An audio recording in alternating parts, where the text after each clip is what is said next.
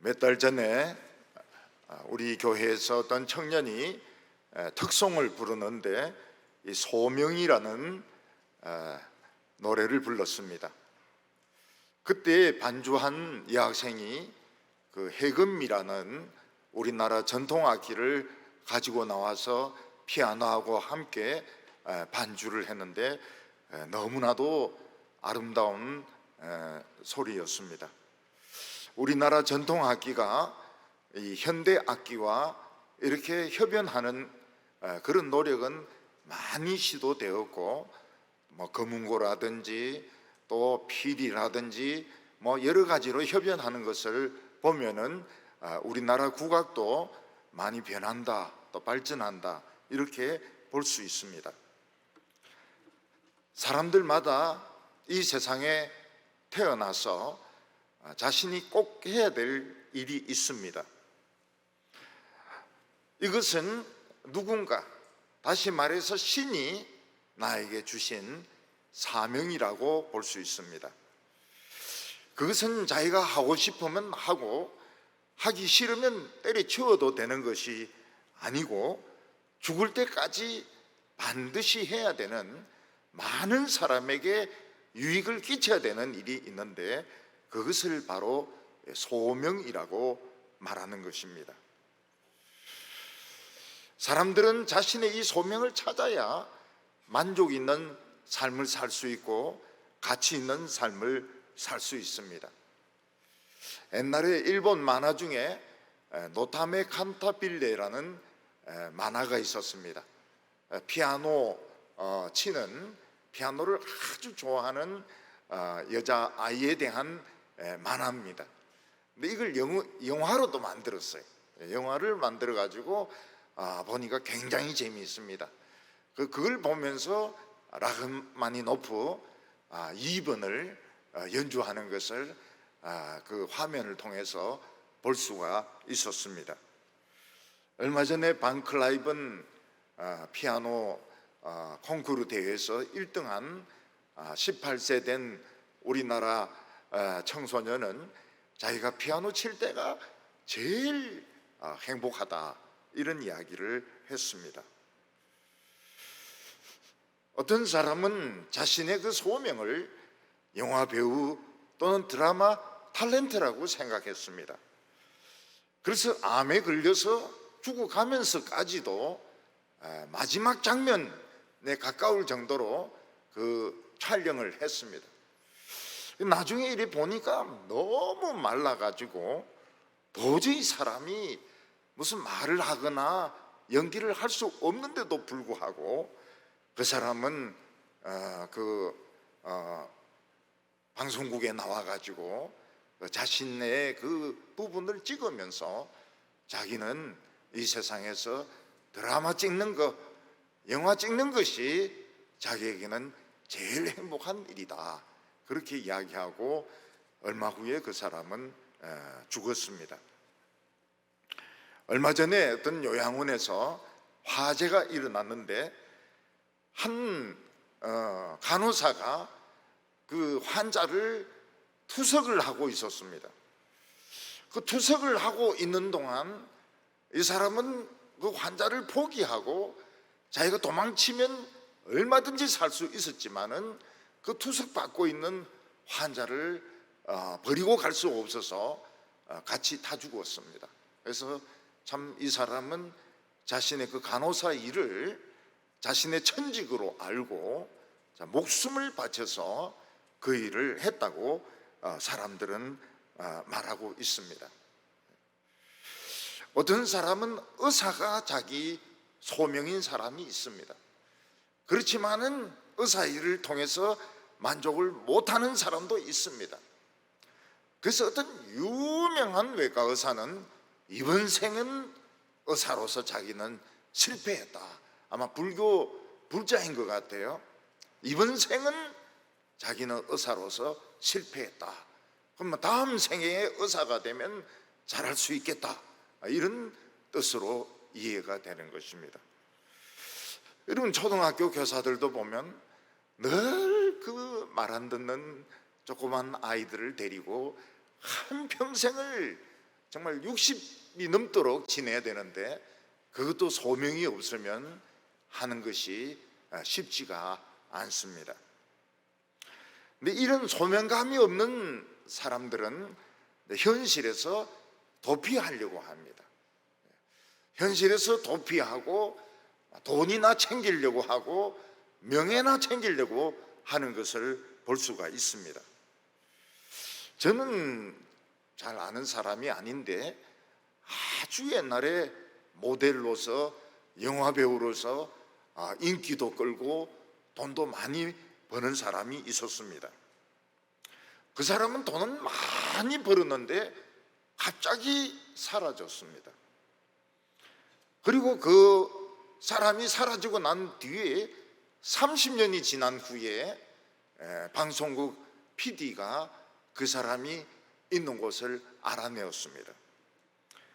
그래서 지방에 있는 높은 산 꼭대기, 거기 있는 암자를 찾아가서 그 사람을 만나서 인터뷰를 했는데 그 사람은 중이 되어 있었습니다.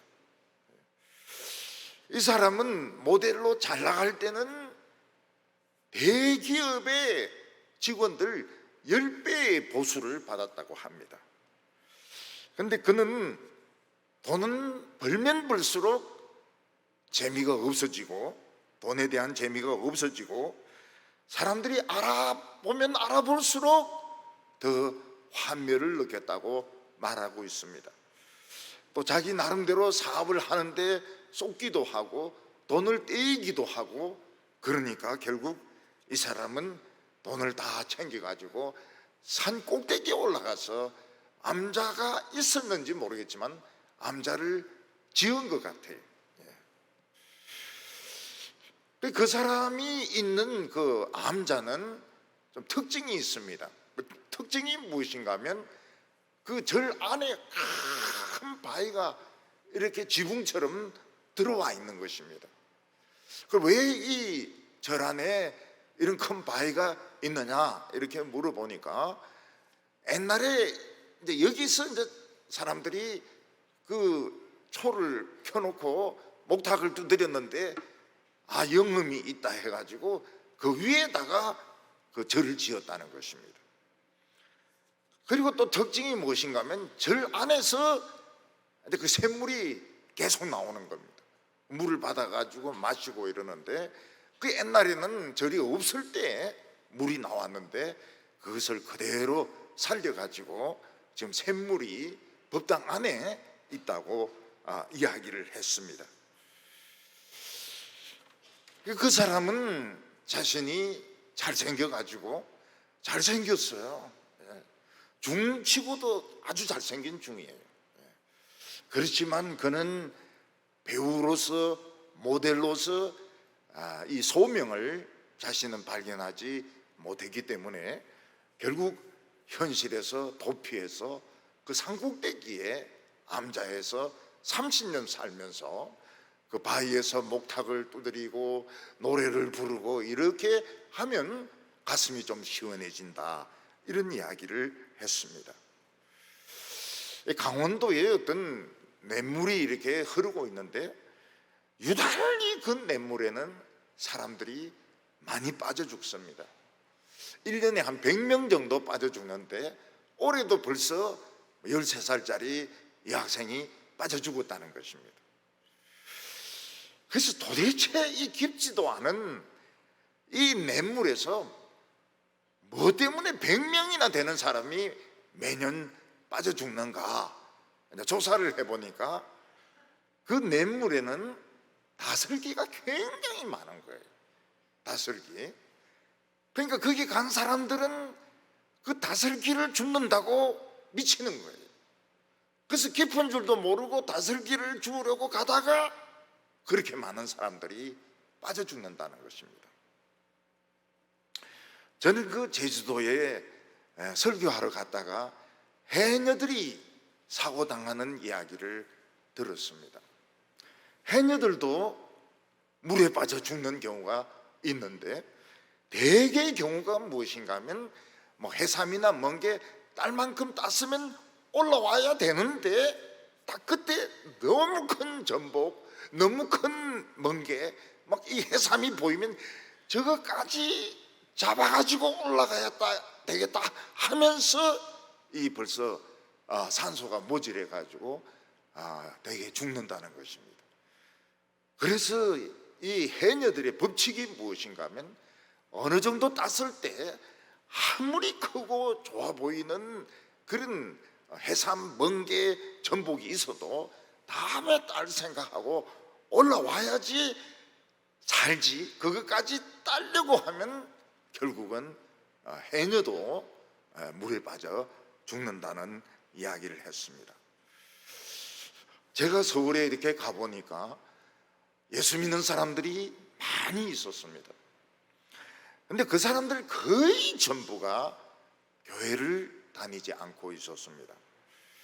그 이유가 무엇이냐 이렇게 물어보니까 제일 큰 이유가 코로나였습니다. 코로나 때 교회를 안 나가기 시작하니까 결국 안 나가는 것이 습관이 되어서 다 나가고 있었습니다. 그리고 요즘은 인터넷이 잘 돼 있어 가지고 꼭 교회 안 나가도 유명한 목사들 설교를 얼마든지 들을 수 있다는 것입니다. 처음에는 자기 교회 목사 설교 좀 듣다가 다른 데 돌려가지고 또 설교 잘하는 유명한 사람들 설교를 듣는다는 것입니다. 어떤 분은 자기가 나가는 교회가 너무 싸워가지고 자기가 염증을 느껴서 교회를 안 나간다는 사람도 있었고, 어떤 사람은 목사님의 설교가 은혜가 되지 않아서 교회를 나가지 않는다는 사람도 있었습니다. 근데 전문가들은 앞으로 교회가 점점 더 위축될 것으로 보고 있습니다. 그 이유는 이 코로나 때문에 쇼크를 받은 것 외에도 이 코로나로 전국 교회, 큰 교회가 다 반토막이 났습니다. 교인들은 지금 반 정도 출석을 하고 있고 없어진 교회도 한 10,000개 정도 된다고 말하고 있습니다. 근데 그거 말고도 여러 가지 이유가 있는데 그 중에 하나가 무엇인가 하면 어린이들의 인구 감소라는 것입니다. 뭐라고 말하는가 하면 인구 절벽이라고 말을 하고 있습니다. 인구가 이렇게, 어린이 인구가 이렇게 올라가야 되는데 이게 갑자기 딱 떨어지는 것입니다. 그래서 어린이들이 없어가지고 옛날에는 우리 공가가 1학년, 2학년, 3학년, 그리고 5학년, 6학년, 그리고 중등부 1학년 이런 식으로 계단 공가를 만들었는데 공가를 다시 통합을 하고 있습니다. 왜냐하면 없는 학년이 많아요. 1학년이 있는데 2학년은 없고 3학년이 있는데 4학년은 없고 중등부는 없고 고등부는 몇 명 있고 이런 식으로 없는 학년이 많아가지고 이 공과책을 그냥 한 종류로 지금 만들어서 쓰고 있습니다. 근데 그것도 다행입니다. 그런 청소년이 있는 교회는 다행입니다. 아예 없는 교회도 많이 있는 것입니다. 그리고 또 다른 한 가지 이유는 목회하시는 전도사님이나 부목사님들이 옛날에는 교회가 막 부흥될 때 사람들이 뜨겁게 기도하고 교회에 막 몰려오고 그리고 막 교회에서 역사가 나타나는 이런 것을 봤다는 것입니다. 그래서 그런 체험이 있는 사람들이, 뜨거운 체험이 있는 사람들이 목회를 하니까 그래도 교회가 부흥이 되었는데, 지금도 신학을 하는 사람들은 그런 체험이 없고 그냥 4년제 대학 나오고 그리고 신학교 나오고 유학 갔다 오고 그냥 공부만 하고 뜨거운 체험이 없는 사람들이 대부분이기 때문에 그냥 큰 교회 청빙 받아서 월급 받듯이 그렇게 하나의 직업으로서 목회를 하고 있다, 이런 이야기를 하고 있습니다. 근데 더 중요한 문제 중에 하나는 오늘 사람들은 자신의 영혼이나 종교에 대해서 관심이 없어지게 되었습니다.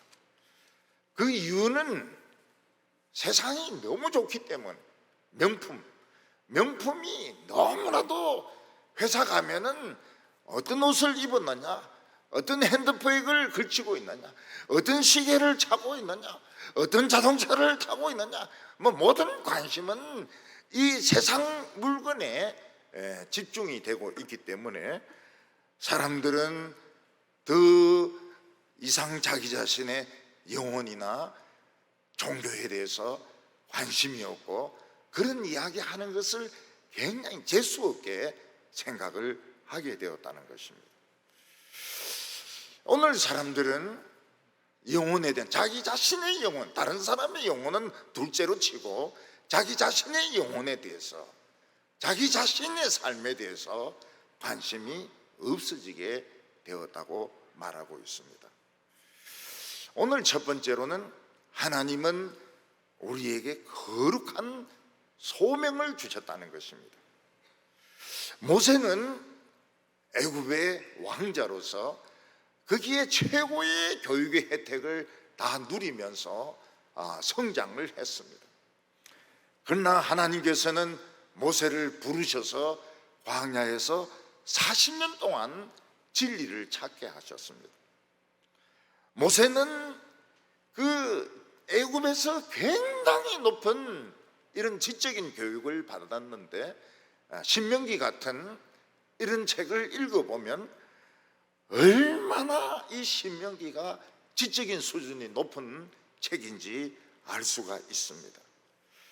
그러나 모세는 그것으로 만족하지 못하고 애굽의 지식으로 왕자의 그런 지위로 만족하지 못하고 살아있는 하나님의 말씀을 찾아서 40년을 미디안 광야를 막 구석구석을 다 찾아서 방황을 하게 되었습니다.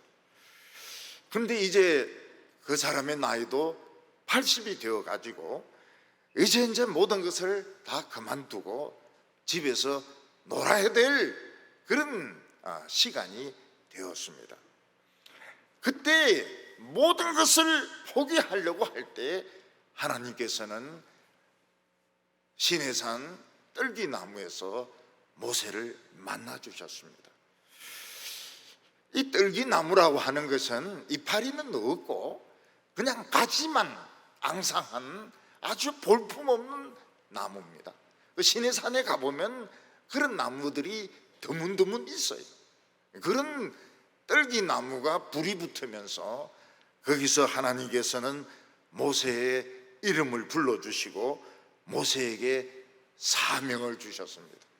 그것은 모세가 해도 되는 것이 아니고 안 해도 되는 것이 아니고 모세의 소명이었던 것입니다.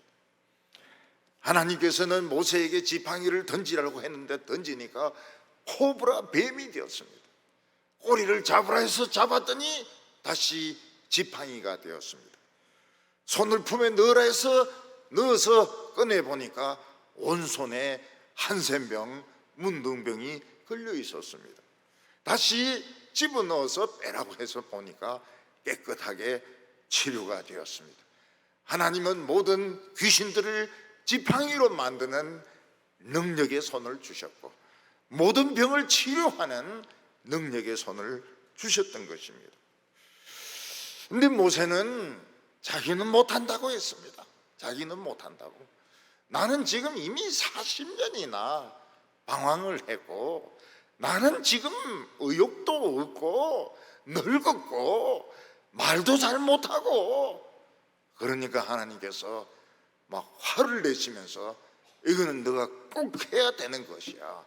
너가 80년 인생을 기다린 것은 바로 이 소명을 위해서라고 하면서 하나님께서는 모세를 애굽으로 보내셨습니다.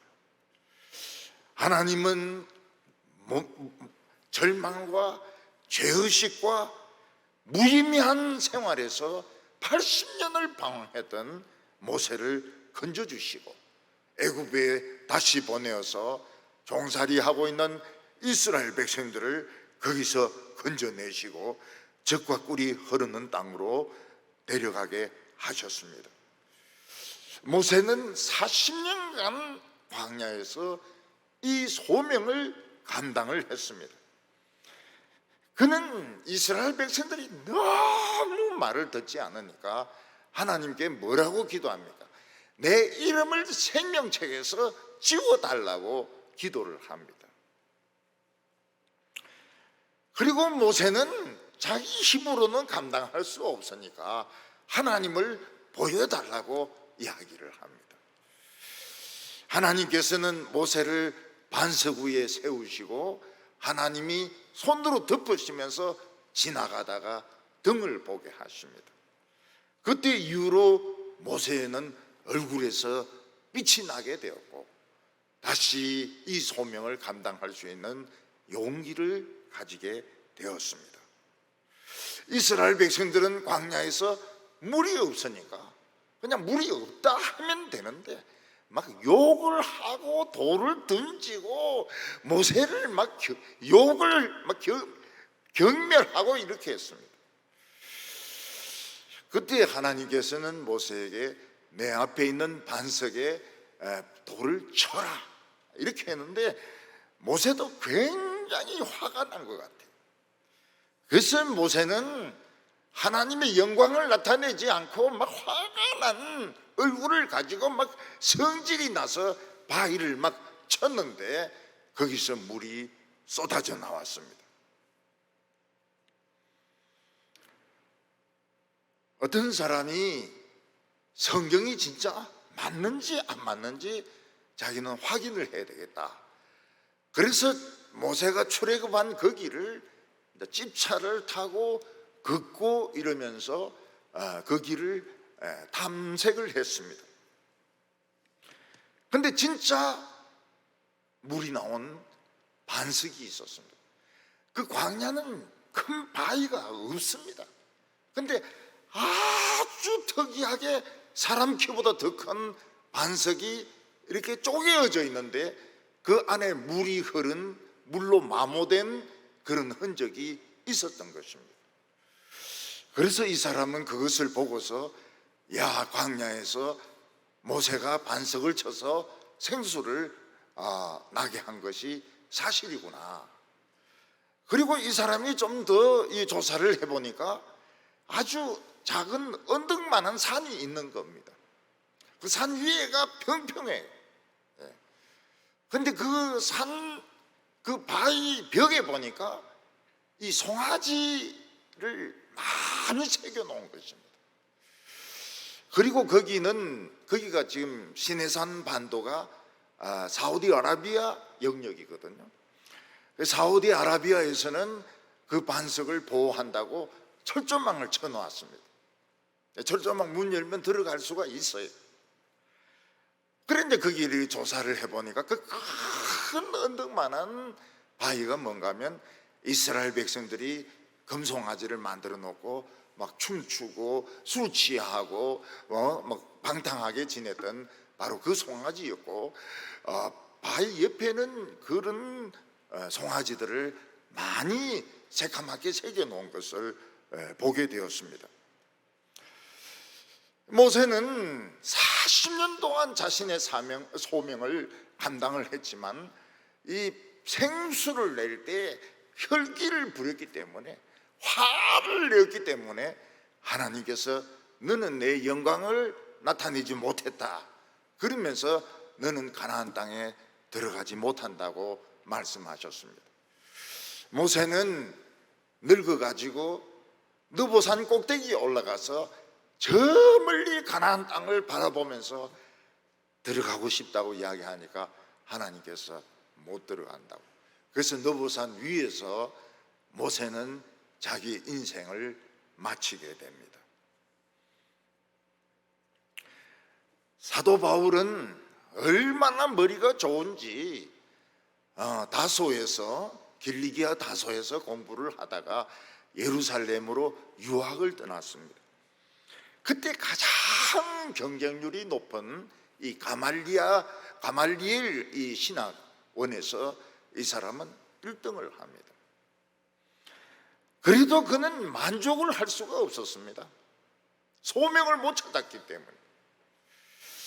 그는 예수 믿는 사람들 다 미쳤다고 생각을 해가지고 예수 믿는 사람들은 잡아가지고 때리고 감옥에 가두고 예수를 부인하도록 막 강요를 했습니다. 그래도 만족이 없어요. 그래서 예수 믿는 사람들을 많이 잡으려고 다메섹이란 곳으로 가다가 예수님을 만나고 끄꾸러지게 됩니다. 주여, 당신은 누구십니까? 나는 내가 핍박하는 예수라. 이 밝은 빛에 사울은 눈이 멀어버렸습니다. 너는 직가라는 동네로 가라. 그 거리에서 아나니아란 사람이 너를 만나줄 것이라고. 그래서 아나니아가 안수하면서 눈이 다시 뜨여지게 되는데 비늘이 이렇게 덮으면서 눈을 보호했던 것 같아요. 그리고 너는 이방인에게 가서 복음을 전하라. 그래서 이 바울의 소명은 무엇인가 하면 이방인에게 하나님의 말씀을 전하는 것이 소명이 되었던 것입니다.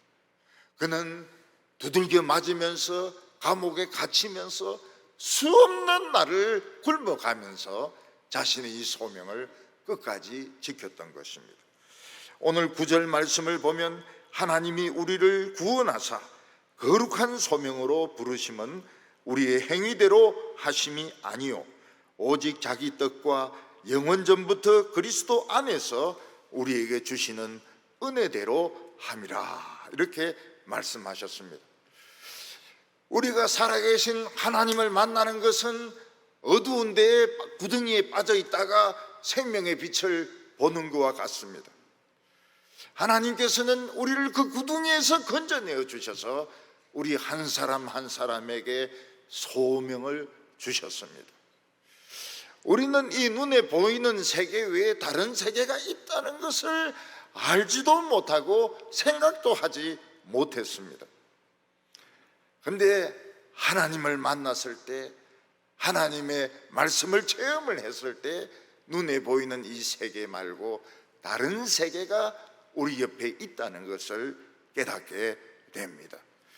이 세상은 아무리 좋아도 황야입니다. 사람들이 목이 마르니까 소주를 마십니다. 맥주를 마십니다. 양주를 마십니다. 그러나 아무리 마셔도 또 목이 마릅니다. 공부를 해도 목이 마릅니다. 대학원을 갑니다. 전공을 바꿉니다. 박사를 받습니다. 교수가 됩니다. 너무너무 목이 말라요. 왜냐하면 광야이기 때문에 그런 것입니다. 하나님께서는 이 세상에서 아무리 공부를 많이 해도 맹인이 되게 하셔 보지 못합니다. 앞에 뭐가 있는지, 내 옆에 어떤 세계가 있는지 전혀 알지 못합니다.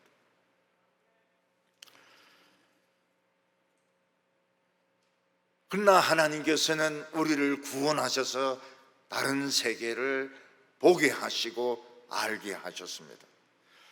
이것은 우리가 똑똑하다거나 공부를 잘했다거나 세상에서 성공했기 때문에 하나님께서 우리를 구원하신 것이 아닙니다. 우리가 알아야 될 것이 뭔가 하면 이 세상에서 자랑할 것이 있는 사람은 일단은 천국에 들어가기가 어렵다는 것입니다. 뭔가 자랑할 것이 있는 사람은 들어가기가 어려워요. 바늘구멍에 낙타가 들어가는 것 같습니다. 아무것도 자랑할 것이 없는 사람, 이쪽으로 찾아봐도 없고 저쪽으로 찾아봐도 없고 인물이 좋은 것도 아니고 키가 큰 것도 아니고 그리고 뭐 공부를 많이 한 것도 아니고 뭐 똑똑한 것도 아니고 이런 사람들을 하나님께서는 오래전부터 뜻을 세우시고 계획을 세우셔서 하나님의 백성이 되게 한 것입니다. 그래서 우리도 자신을 잘 생각해 보시기 바랍니다. 내가 잘생겼다 그러면 이 좀 어려워요. 공부를 엄청나게 잘했다, 막 늘 수석으로 달렸다, 이 못 들어갑니다. 못 들어가요. 천국도 자꾸 시험 치려고 그러는데, 시험 치려고 그러고 강의하려고 그러고 뭐 세미나 같은 거 하려고 하는데 걸렸어요. 하나님은 우리에게 거룩한 소명을 주셨는데, 이 세상 모든 사람들이 사실은 소명이 있습니다. 그 소명을 찾은 사람도 있고 못 찾은 사람도 있는데, 하나님이 주신 소명은 그런 소명과 다른 소명이라고 말씀하셨습니다. 오늘 두 번째로 복음이 왜 진리인가 하는 것입니다. 사람들이 기독교를 싫어하는 가장 큰 이유가 기독교는 너무 독단적이라는 것입니다. 자기들만 옳은 진리라고 말하고 다른 종교나 다른 사상을 인정하지 않는다. 그래서 기독교를 싫어하고 기독교인들을 싫어하는 것입니다. 불교나 천주교 보면 서로를 인정합니다. 인정해가지고 신부가 법당에 가서 강론을 하기도 하고, 그리고 스님이 이 천주교 성당에 와서 강의를 하기도 하고 이러는데, 기독교는 인정을 안 하기 때문에, 너무 독선적이기 때문에 기독교가 싫다는 것입니다. 근데 예수가 하나님이시고 하나님의 아들이시고 예수를 믿어야 구원받는다는 증거가 어디 있느냐 하는 것입니다. 10절에 보면 이제는 우리 구주 예수 그리스도의 나타나심으로 말미암아 나타났으니 그는 사망을 패하시고 복음으로서 생명과 썩지 아니할 것을 드러내신지라. 우리 옆에 하나님의 나라가 있고 하나님의 아들 예수 그리스도가 진짜 하나님의 아들이라는 것은 비밀 중에 비밀이에요. 탑 시크릿이었습니다. 우리가 도대체 어떻게 딴 세상에 있다는 것을 알 수가 있습니까? 사람이 죽으면 다 썩어서 흙이 되는데 무슨 영생이 있고 무슨 부활이 있습니까? 예수님은 어디를 봐도 인간인데 뭘 보고 하나님의 아들이라고 믿을 수가 있습니까? 그러나 이것은 하나님만이 오랫동안 마음에 간직하셨던 비밀인 것입니다.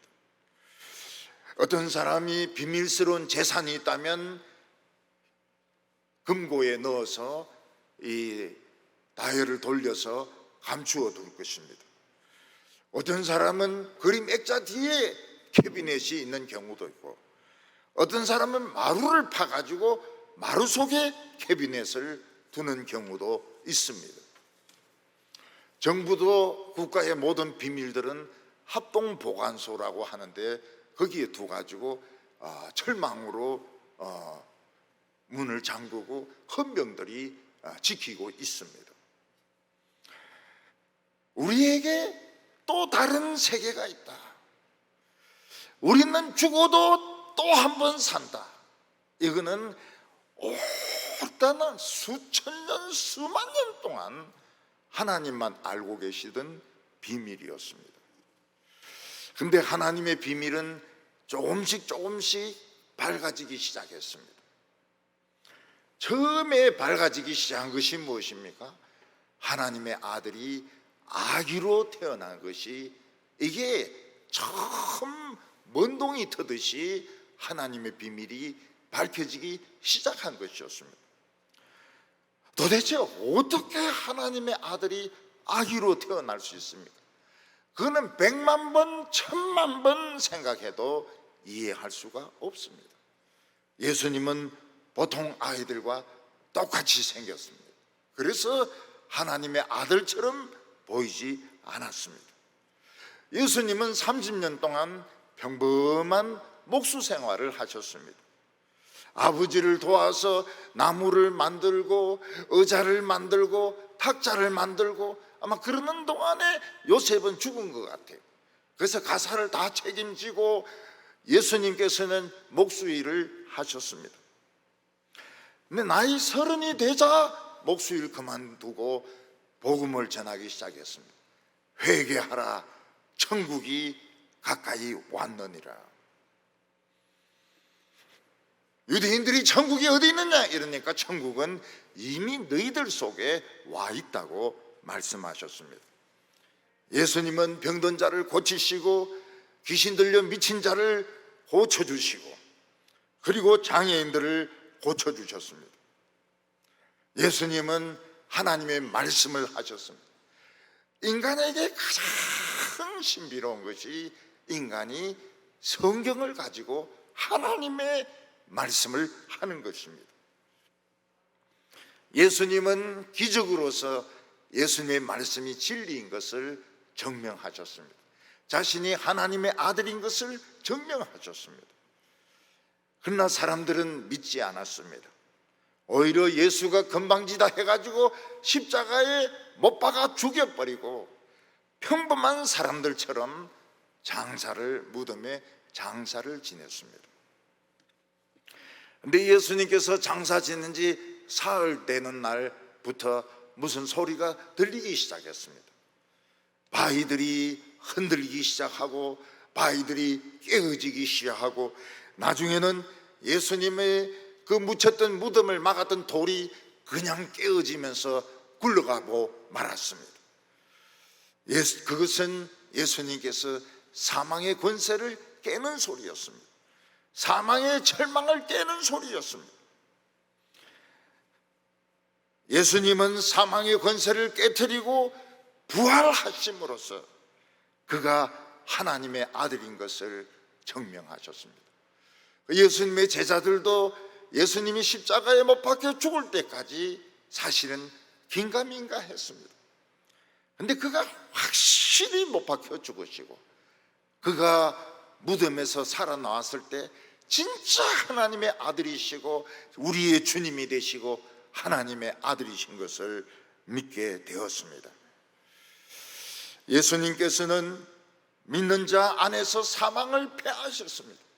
우리 예수 믿는 자들에게는 사망의 고통은 있습니다. 그러나 사망은 없습니다.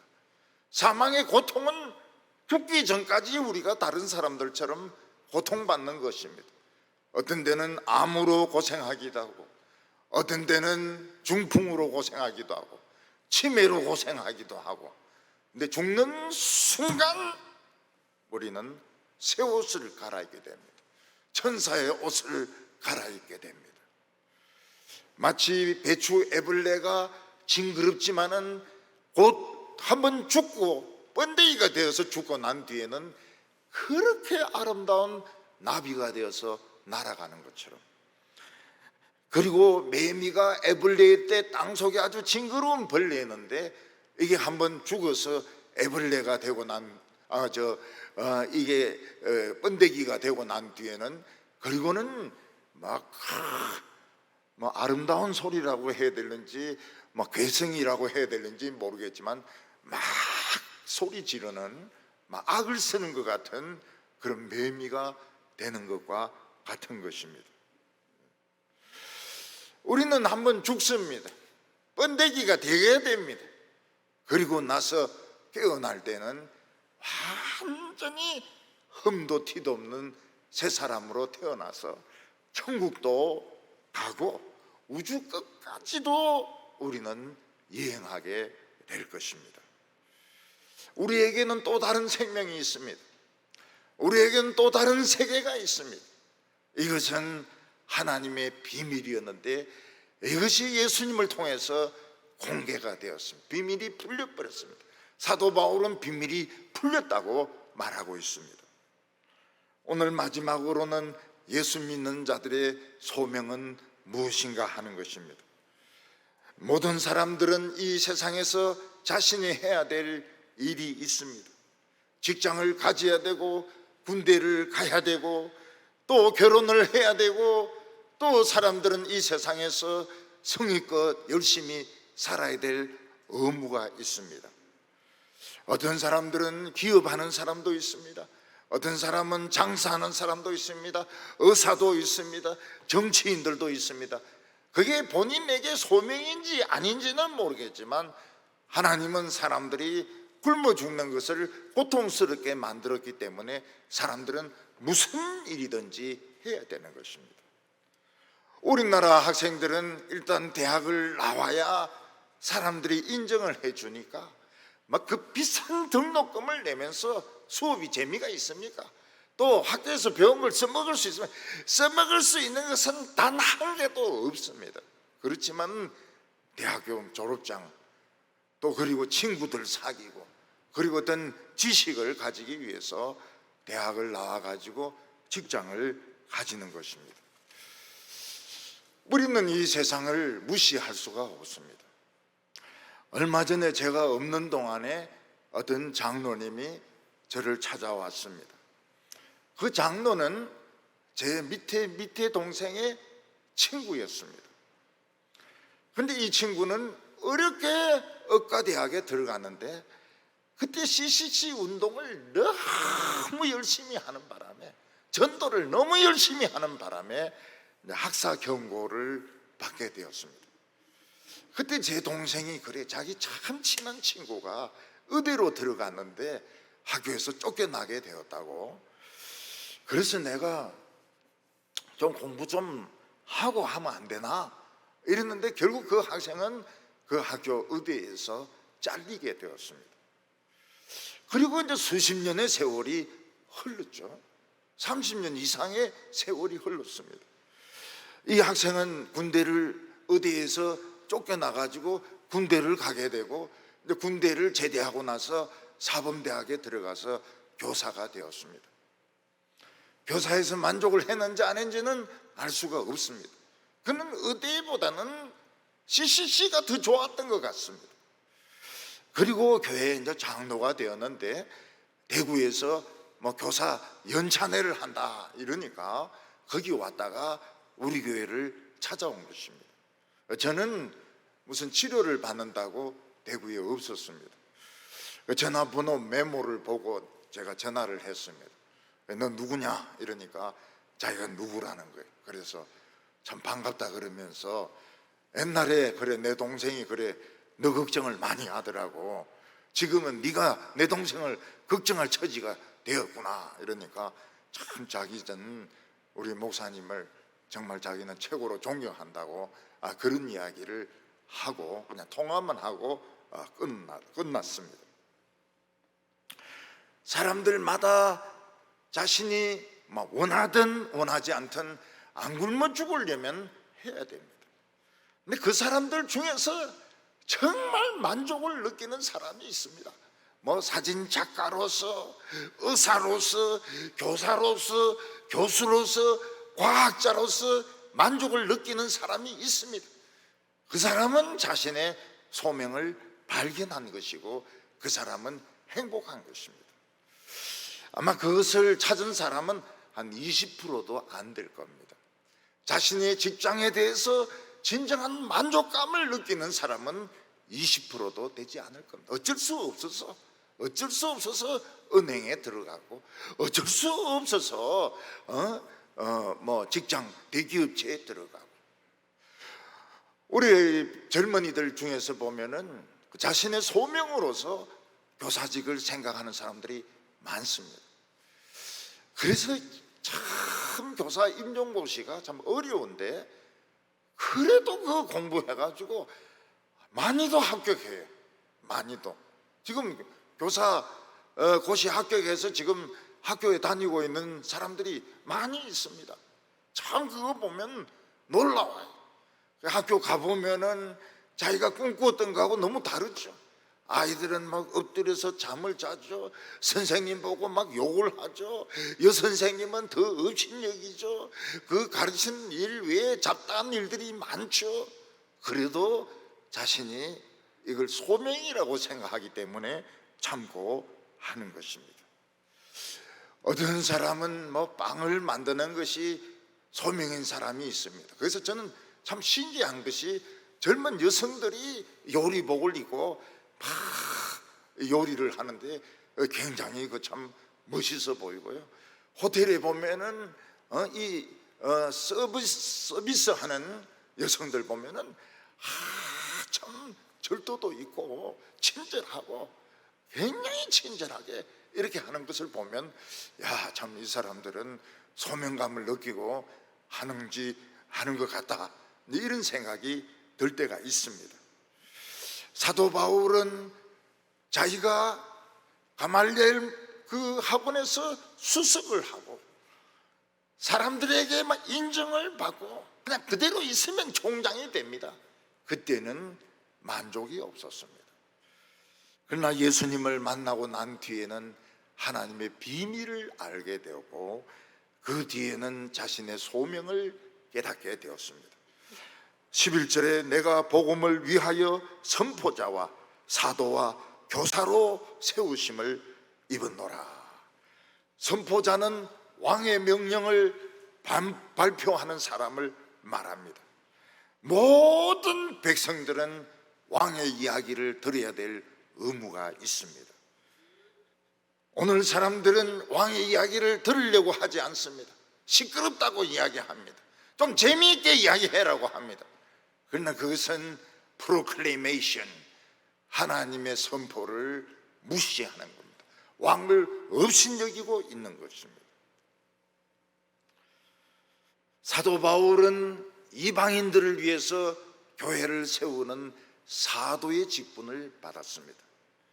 그래서 이 어포스를, 사도의 직분은 그 사도 바울 세대가 죽음으로 해서 없어졌습니다. 사도는 없어졌습니다. 그래서 요즘은 사도적 교회 이러면 이단입니다. 사도는 지금 없습니다. 미국의 어포슬릭 처치 그 이단입니다. 교회에서도 어포슬이란 말을 쓰시면 안 됩니다. 지금은 사도가 없습니다. 사도의 직분은 없습니다. 목사는 있습니다. 대학 신학 교수의 직분은 있습니다. 또 교회 안에서 가르치는 주일학교 교사의 직분은 있습니다. 그러나 어포슬은 없습니다. 사도는 없습니다. 근데 가톨릭 처치가 1000년 동안 복음을 왜곡을 시키고 그리고 교회 안에 미신과 돈과 온갖 타락이 지배하고 있을 때 마틴 루터는 죽을 각오를 하고 참 종교개혁을 일으키려고 한 것이 아니고 그냥 종교개혁이 루터를 통해서 일어나 버렸습니다.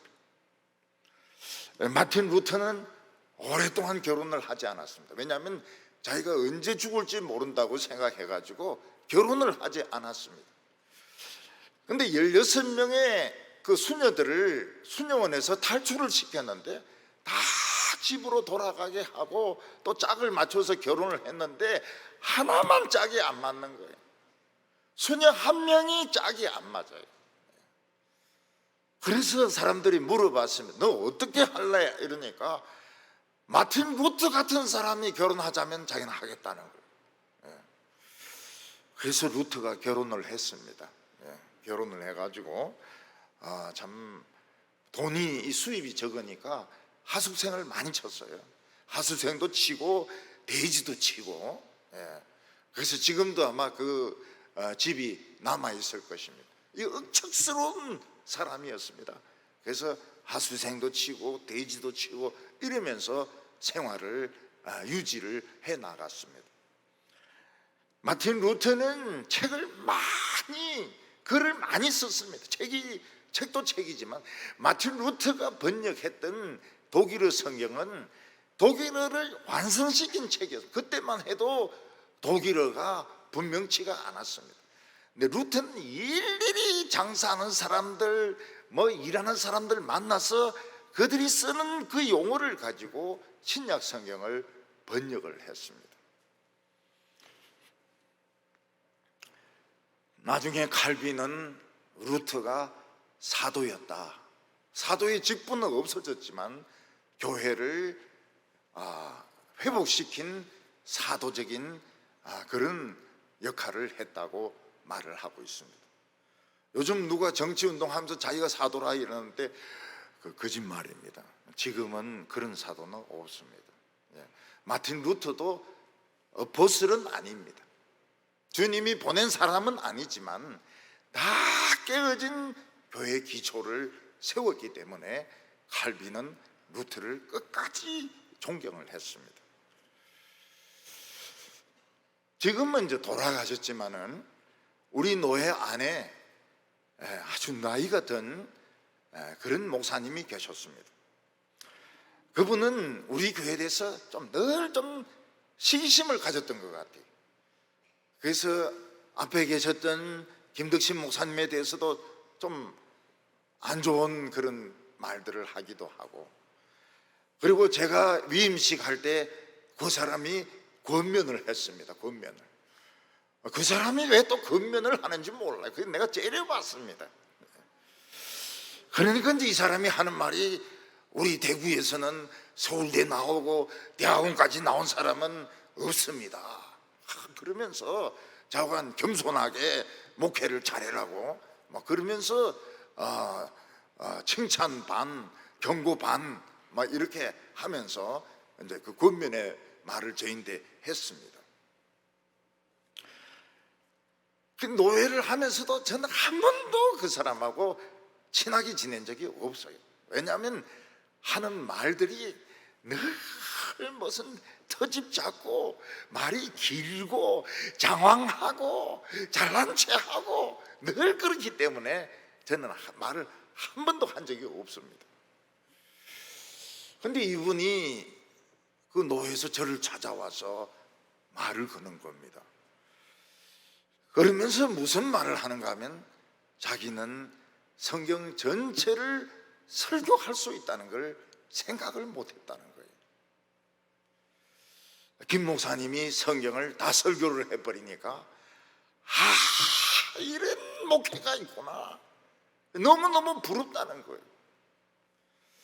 그리고 또 하나 다른 부러운 것이 뭔가 하면, 한국에서 강대상이 완전히 그 사람들에게 짓밟히고 업신여김을 당하고 있는데, 김 목사님은 강대상의 위치를 회복시켜 주어서 감사하다. 이 영감님이 그런 이야기를 내는데 하는 거예요. 그래서 제가 늙으면 별의별 소리를 다 하는구나, 이제 그렇게 생각했죠. 제가 그 사람이 저인데 진심을 이야기한다고는 생각을 안 했어요. 왜냐하면 한 번도 그런 이야기를 한 적이 없습니다. 꼭 누구 트집을 잡고 뭐 법을 따지고 뭐 항상 그렇게 했는데, 나중에 좀 생각을 해보니까 그게 진심이었어요, 이분이. 그리고 돌아가셨습니다. 사람이 새도 죽기 전에는 고운 소리로 노래한다 그러고, 사람도 죽기 전에는 참 선해진다고 말을 하곤 했는데, 이 영감님도 죽기 전에는 진실을 이야기를 한 겁니다. 자기는 부럽습니다, 참 잘하셨습니다, 그런 말을 할 그 영감이 아니거든요. 항상 법이 어떻고 뭐가 어떻고, 진짜 정말 이야기하기 싫은 사람이었어요. 그런데 끝에 가서는 자기 그 진심을 이야기하고 얼마 뒤에는 돌아가시더라고요. 그래서 제가 가만히 생각해 봤어요. 보니까 나름대로는 진심을 이야기하려고 하셨구나, 이제 이런 생각이 들었습니다. 사도 바울도 인간이기 때문에 이 세상에서 성공하고 싶었고 유명해지고 싶었고 잘 살고 싶었습니다. 그러나 그는 매를 무지무지하게 맞았습니다. 39대 때리는 매를 3번이나 맞았습니다. 그는 감옥에 갇히기도 했으면 토굴에 잡히기도 하고 쇠사슬에 묶이기도 하고, 그는 막 수도 없이 굶었고 잠도 못 자고 결국은 목이 잘려져서 죽습니다. 그래도 그는 자기가 부끄럽지 않다고 말을 했습니다. 12절에 이로 말미암아 내가 또 이 고난을 받되 부끄러워하지 아니함은, 내가 믿는 자를 알고 또한 내가 의탁한 것을 그날까지 그가 능히 지키실 줄을 확신함이라. 사도 바울의 눈에도 세상에 좋은 것이 많았습니다. 학문적으로 성공하는 길도 있었습니다. 그러나 그는 주님이 어떤 마음을 가지고 계신지 알고 있었습니다. 사도 바울은 주님에게 자기의 모든 것, 생명까지 다 맡겼습니다. 예수님은 세상 마지막 날까지 사도 바울의 영혼을 지키시며 그의 복음이 헛되지 않게 할 거라는 것을 약속하신다는 것을 사도 바울은 믿었던 것입니다. 저는 우리 교회 와가지고 한 20년 동안 죽으라고 진짜 설교를 했습니다. 설교 한 편 한 편 준비할 때마다 한 번씩 죽었습니다. 그리고 금요 기도회는 북한을 대항할 수 있는 핵무기로 만들었습니다. 그리고 코로나가 왔습니다. 코로나 오고 난 뒤에 교인들이 옛날 모습으로 돌아가는 것을 많이 보았습니다. 말이 많아지고 성질이 나빠지게 되고 고집이 세지게 되고 모든 것을 자기 뜻대로 고집대로 하는 것을 보면서 굉장히 실망을 하게 되었습니다. 그동안 설교했던 것이 무슨 소용이 있는가? 그동안 죽도록 성경을 설교했던 것이 무슨 소용이 있는가? 결국은 자기 하고 싶은 대로 돌아가는 거 아니냐? 굉장히 마음에 실망이 되었습니다. 그런데 교인들은 또 모이기 시작했습니다. 또 어린이들도 커서 학습을 받는데 막 몇십 명이 학습을 받았습니다. 이번 오는 수요일은 한 70명 이상 되는 어린이들이 유아 세례를 또 받습니다. 그러면서 성도들 중에서 굉장히 말씀에 이 주의를 집중시키고 그리고 설교를 완전히 외워버리는 이런 분들이 있는 것을 알게 되었습니다. 내가 고난을 받되 부끄러워하지 아니함은 내가 믿는 자를 알고 또한 내가 의탁한 것을 그날까지 그가 능히 지키실 줄을 확신함이라, 이렇게 말을 했습니다. 우리가 하나님께 맡긴 것은 하나님이 떼먹지 않고 책임을 져주십니다. 우리의 젊음과 우리의 학문과 우리의 명성과 우리의 자랑을 포기하고 하나님께 맡겼을 때 하나님은 결코 그것을 떼먹는 것이 아니고 세상 마지막 날까지 지켜주시는 줄을 사도 바울은 믿었습니다. 누구든지 복음을 들은 자에게는 거룩한 소명이 있습니다. 이 세상의 교사고 이 세상의 장사꾼이고 사업가고 정치가고 국회의원 이전에 모든 크리스찬들에게는 거룩한 소명이 있습니다. 그것은 예수님 하나님의 아들이 직접 오셔서 우리에게 전해주시고 자신의 죽음으로 증명하신 복음을 보존해야 될 책임이 있습니다. 그리고 우리는 이 복음을 다른 사람에게 진지하게 이야기해서 다른 영혼을 건질 책임이 있는 것입니다. 사도 바울의 고생은 헛된 것처럼 보였습니다. 아시아에 있는 모든 교회들은 사도 바울을 버렸다고 말하고 있습니다. 아마 갈라디아 지역의 교회를 말하는 것 같습니다. 사도 바울을 버리고 그의 가르침을 부정했습니다. 그 중에 부겔로와 허모게네라는 저 교회의 지도자도 있었습니다. 부겔로와 허모게네는 아주 중요한 사람인데 사도 바울을 대적했고 그를 부정했습니다. 근데 오네시모로 같은 사람은 사도 바울이 감옥에 갇힌 것을 부끄러워하지 않고 로마에 있을 때 여러 번 감옥을 찾아와서 면회를 하고 그에 필요한 것을 공급을 해 주었다고 말하고 있습니다.